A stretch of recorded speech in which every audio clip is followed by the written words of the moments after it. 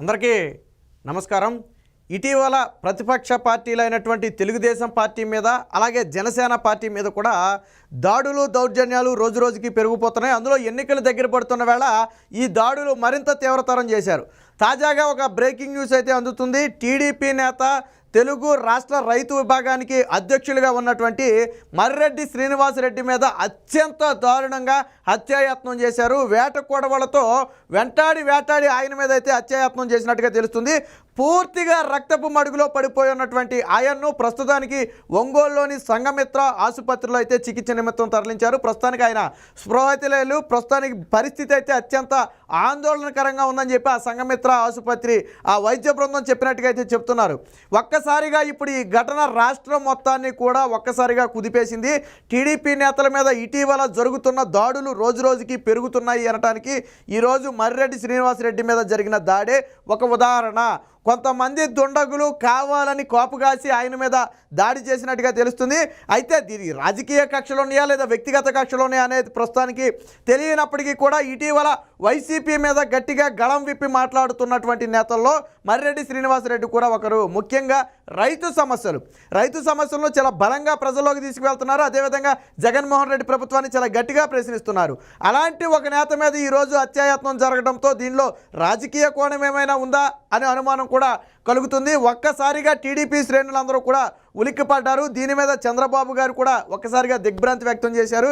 దీన్ని సీరియస్గా తీసుకోవాలని చెప్పి ప్రకాశం జిల్లా టీడీపీ నేతలకు ఇప్పటికే ఆదేశాలు జారీ చేశారు. అలాగే ఆసుపత్రికి వెళ్ళి మర్రెడ్డి శ్రీనివాసరెడ్డిని ఆయన కుటుంబాన్ని కూడా పరామర్శించాలని చెప్పి చంద్రబాబు గారు ఆదేశించడం జరిగింది. దీంతో ప్రకాశం జిల్లా నేతలందరూ కూడా ఇప్పుడు ఒంగోలులోని సంఘమిత్ర ఆసుపత్రికి వెళ్ళి ఆయన్ని పరామర్శించే ప్రయత్నం అయితే చేస్తున్నారు. ప్రస్తుతానికి ఆయన అయితే లోనికి ఎవరికి కూడా పంపే పరిస్థితి లేదు. ఎందుకంటే ఐసీయూలో ఉన్నారు, ప్లస్ స్పృహలో అయితే లేరు. ఇంకా కొద్ది గంటలు గడిస్తేనే కానీ ఏమీ చెప్పలేమనే స్థాయిలో ఆయన ఆరోగ్య పరిస్థితి ఉంది. దీంతో కుటుంబ సభ్యులైతే తీవ్ర మనోవేదన చెందుతున్నారు. సొంత కుటుంబ సభ్యులు బంధువులు అందరూ కూడా ఇప్పుడే ఆసుపత్రికి అయితే చేరుకున్నట్టుగా తెలిసింది. అయితే గొడవలు ఏంటనేది ప్రస్తుతానికి తెలియకపోయినప్పటికీ కూడా రాజకీయ కక్షలు ఒక కారణమై ఉండొచ్చనే అనుమానం అయితే వ్యక్తం అవుతుంది. దాదాపు 5 నుంచి 6 మంది వేట కొడవళ్లతో దాడి చేశారనే అనుమానం అయితే కలుగుతుంది. ప్రత్యక్షంగా చూసిన వారు ఎవరు కూడా ఇప్పటివరకు స్పందించలేదు. కాబట్టి ఏం జరిగిందనేది తెలియాలంటే చూసిన వారన్నా చెప్పాలి, లేదా మర్రెడ్డి శ్రీనివాసరెడ్డి అయినా బయటకు వచ్చి చెప్పాలి. అయితే ఏదో ఒక విషయానికి సంబంధించి వేరొక వ్యక్తికి ఈయనకి జరిగిన ఆ గొడవలోనే ఈ దాడి జరిగిందని చెప్పి మరికొంతమంది చెప్తున్నారు. లేదా రాజకీయంగా ఇటీవల కొద్దిగా పాపులర్ అవుతున్నారు. అలాగే జగన్మోహన్ రెడ్డి అరాచకాలను ఎత్తి చూపుతున్న నేపథ్యంలో ఏదైనా రాజకీయ కోణంలో ఏదైనా కుట్రబన్ని ఆయన్ని చంపడానికి ప్రయత్నం చేశారా అనే అనుమానాలు కూడా కలుగుతున్నాయి. ప్రస్తుతానికి పోలీసులు కూడా దీని మీద అయితే ఈ విచారణ ఏం చెప్పలేదు. ప్రస్తుతానికి ఘటనా స్థలాన్ని పరిశీలించి వివరాలు ఆధారాలన్నీ సేకరించే ప్రయత్నం అయితే జరుగుతుంది. అలాగే సాక్షుల నుంచి కూడా కొంత వాగ్మూలాన్ని అయితే పోలీసులు అయితే తీసుకోవడం జరిగింది. అయితే తదుపరి కంప్లైంట్ ఇచ్చిన తర్వాత కానీ పోలీసులు ముందుకెళ్లే అవకాశం లేదు. దుండగులు ఎవరు, వారికి వైసీపీ పార్టీకి ఏమైనా సంబంధం ఉందా, లేదా పూర్తిగా వ్యక్తిగత గొడవల వల్ల జరిగిన ఘటన అనేది తెలియాలంటే తక్షణమే పోలీసులు దీని మీద ఆ విచారణ అయితే ప్రారంభించాలి. ఒక్కసారిగా ప్రకాశం జిల్లా కానివ్వండి, అలాగే రాష్ట్రంలో ఉన్నటువంటి టీడీపీ కేడర్ కానివ్వండి ఒక్కసారిగా ఉలిక్కిపాటుకు గురైన పరిస్థితి. ఎందుకంటే మనం ఆ విజువల్స్ మనం చూపించలేం, కానీ ఇక్కడ అత్యంత దారుణంగా పూర్తిగా రక్తపు మడుగులు. ఆయన బేసిక్గా వైట్ డ్రెస్ వేసుకుంటాడు. అసలు ఎక్కడా కూడా వైట్ అనేది కనపడకుండా మొత్తం రక్తపు మడుగులోనే ఉన్నారు. అందుకనే డాక్టర్లు కూడా ఏంటంటే కొద్ది గంటలు గడిస్తేనే కానీ ఏమీ చెప్పలేమనే పరిస్థితి. ఒకవేళ మెరుగైన వైద్యం కోసం ఇంకెక్కడికైనా తరలించాలంటే తరలించే అవకాశం కూడా ఉంది. అయితే ప్రస్తుతానికి ఆయన ఐసీయూలో అసలు స్పృహలో అయితే లేరని చెప్పి డాక్టర్లు చెప్పినట్టుగా కొంతమంది కుటుంబ సభ్యులు చెప్పినట్టుగా తెలుస్తుంది. మీడియా కూడా ఇప్పుడిప్పుడే అక్కడికి వెళ్ళి ఆ ఆధారాలు అంటే ఎవరు ఏం జరిగింది, ఎవరైనా చూశారా, ఏంటి గొడవలు అనే వివరాలు సేకరించే ప్రయత్నం కూడా జరుగుతుంది.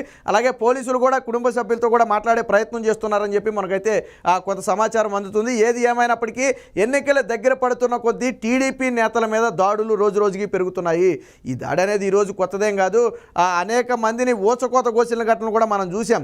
ఎవరైతే వైసీపీని ప్రశ్నిస్తారో, వేధిస్తారో, ఆ వైసీపీని నిలదీస్తారో వారందరినీ కూడా వేధించి వెంటాడి చంపిన ఘటనలు మనం అనేకం చూసాం.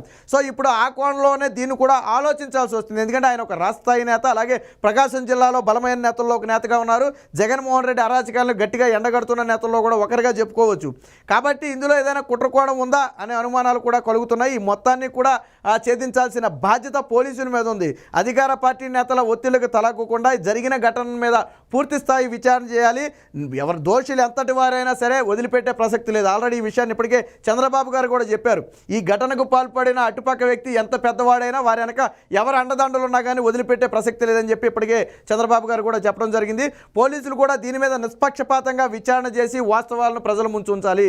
ఎందుకంటే ఇప్పుడు కానీ నిర్లక్ష్యంగా వ్యవహరించి ఇలాంటి వాటిని చూసి చూడనట్టు వదిలేస్తే భవిష్యత్తులో మరిన్ని ఘటనలు జరిగే అవకాశం ఉంది. ఇది సంఘంలో ఒక రకమైన భయాందోళన కలిగించే అవకాశం, అలాగే శాంతి భద్రతలకు కూడా విఘాతం కలిగించే అంశం.